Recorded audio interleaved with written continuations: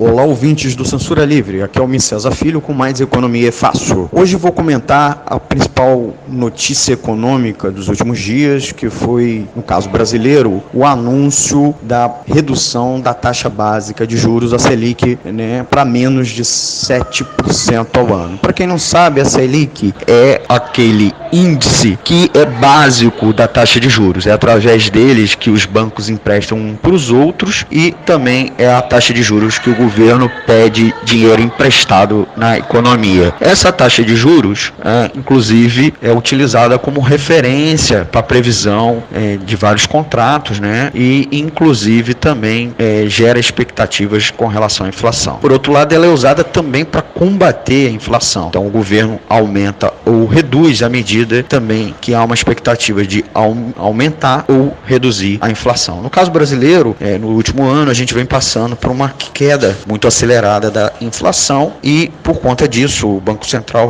resolveu abaixar a taxa de juros, embora a patamares ainda muito insuficientes. O Brasil continua tendo a taxa real de juros mais alta do mundo, certo?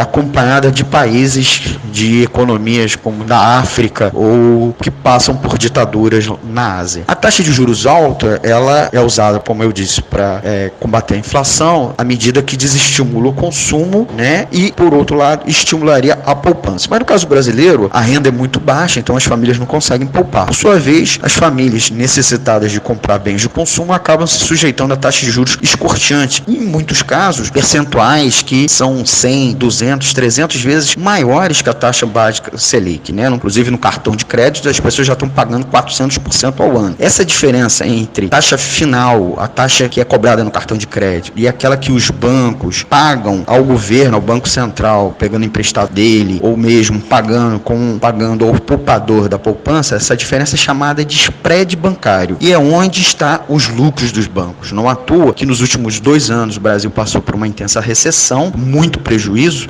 para as empresas produtivas, mas os bancos registraram nos seus balancetes grandes lucros, inclusive aumento dos seus lucros. E essa situação não é combatida pelo Banco Central e é facilmente verificada, porque todo brasileiro acaba utilizando o banco, e são poucos bancos, é uma concorrência muito pequena que faz com que elas pratiquem a taxa de juros que elas quiserem, e ainda mais um governo que não intervém. Os bancos, inclusive, também são grandes financiadores dos políticos e também os grandes anunciantes da imprensa, razão porque tanto os governos e o Congresso como também a imprensa não se mete nos bancos. Em todo caso, a Selic está no menor patamar da sua história recente, mas muitos economistas vêm registrando que ela, para se igualar à inflação, que está bastante em queda por conta da redução da atividade econômica, ela deveria estar a um patamar muito menor ainda, pela metade. Se hoje está registrando 6,7, ela tinha que estar por volta de 3.